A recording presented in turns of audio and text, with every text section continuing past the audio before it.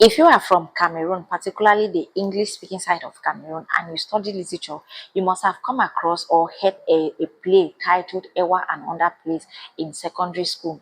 This story is a perfect example to teach women that even as a mother, even as somebody who has experienced abuse, you can still rise, be from bitter into better. Now, to those of you who doesn't know about the story, let me give you a brief summary. Ewa and Other Plays is a Cameroonian playwright written by Bole Botaka, which tells a story about a lady named Ewa, a young woman whose life began under the shadow of pain. She was born into a home where her parents abuses her emotionally, physically. She grew up with little or no affection, not even protection. Nobody actually cared about her except her grandma, but her grandma never had a voice because she was old already. Now, seeking for a better life, she marries, but instead of love and safety, she finds herself trapped with a husband who devalued and mistreated her. Now, Ewa's life did not end there. The craziest thing is that her life could have ended in silent suffering, but she refused to accept that fate. She endured deep pain, navigated the challenges of motherhood without support, but she pushes herself towards a dream the world has led her to forget it. Along the way, she moved from a life of survivor into a self-determined woman. By the end, she has risen above her oppression, standing as a proof that victory is possible after years of abuse or hardship. It is a very perfect example to encourage anybody who is a single mom. Now, Ewa's journey is not about being saved by any other person, but herself, her courage that forces the audience now to ask, what is your own excuse? Why are you staying in toxic places that you are dying inside? Ewa could have ended her life. She could have stayed in silence. She could have become familiar with the pain, but she said no. Now, what are the lessons gotten from this story? Number one is that misogyny is real, but it is not your identity. So don't take excuse of misogyny or male dominance in your life. You can walk past it. From her father's house to her husband's home, a wife faces the same wall of male dominance. Society told her that she was less. Her world was defined by what she could give to men, not who she was. Nobody actually cared how she is doing. But she refused to make misogyny her permanent address. What is the lesson in this point? The world's low expectation of you are not your ceiling. They are just noise that you can walk past it. It all depends on you. The knife and the yam is in your hands. Ewa suffered pain, abuse from her mother, from her family, and she also suffered it in her marriage. Abuse should not be normalized, even when it feels familiar. Ewa could have believed that lie, that abuse is normal. She grew up in pain from her mother's house, and so maybe she will just accept that, okay, maybe this is all I will ever know, this is what I deserve, this is how my life is supposed to be. But she saw clearly that abuse was abuse, no matter who it came from. She did not excuse that it is my mother, it is my husband. No. What is the lesson? Familiar pain is still familiar, is still pain. Just because you grew up with it, it doesn't mean that you have to live with it. Don't normalize abuse, pain. Don't give excuses. No matter where it's coming from, sister, recognize that it is abuse, and abuse need you to run away from. Now, silent and survival mode can kill you. This is another lesson that I got from the story. At some point, Ewa stayed silent. She kept quiet, her head low, because she felt like it is safer.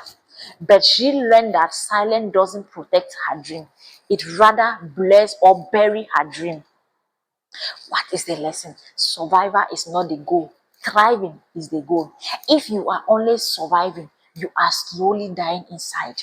If you succumb to survival mode, you will slowly die inside. Your dreams will be buried. Don't give excuses. Take actions. Number 4 lesson is that motherhood is not a death of ambition. Hey, those of you whom they are calling you single mothers, whatever, your child should not be the reason why you cannot move. She walk, she plan. She refused to make her child the reason why she couldn't rise. Instead, her child became the reason she had to rise. So what is the lesson? Motherhood should multiply your drive and not erase it. When she had her child, her husband never loved the baby. Her husband never supported her. The same with her mother. But she didn't use that as an excuse. She didn't say that I cannot leave this marriage because of my baby. No. So surviving, you have to save yourself. Nobody saved her. Ewa did not waste years waiting for somebody to save her or rescue her. She believed in her own ability to change her life, her story, to become who she wants. That belief became her lifeline. The lesson here is that if you wait for permission to live, you will slowly die waiting, because nobody is coming to save you. Ewa pushed herself.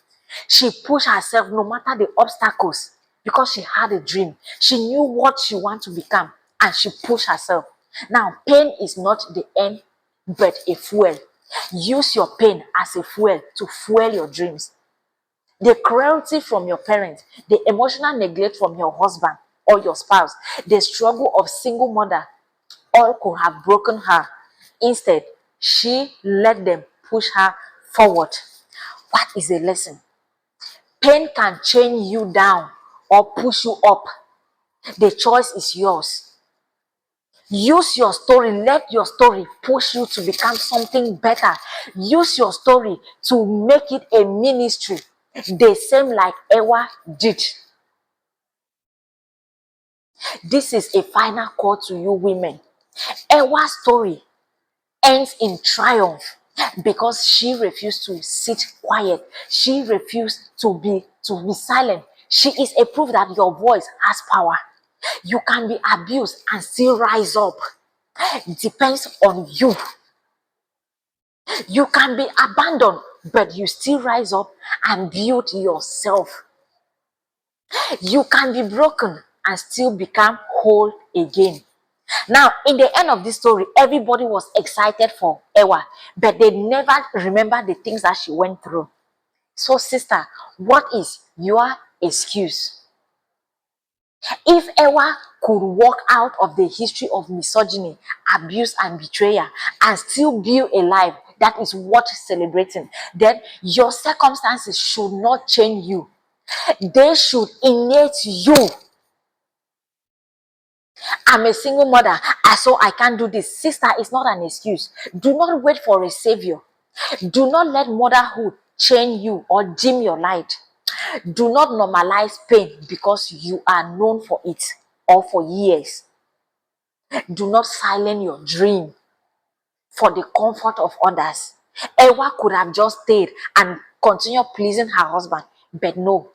The world rejoices for women who fight for their lives, and be one of them. Sister, be one of those women. The story of Ewa should motivate you. The story of Ewa should push you. Look at your own story. It might not be exactly as Ewa. It might come as for the fact that you don't have somebody to sponsor you to school. But what are you doing? If you did not go to school, what are you doing with your own hands also?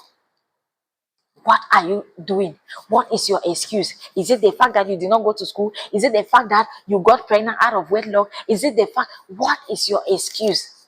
Sister, push yourself.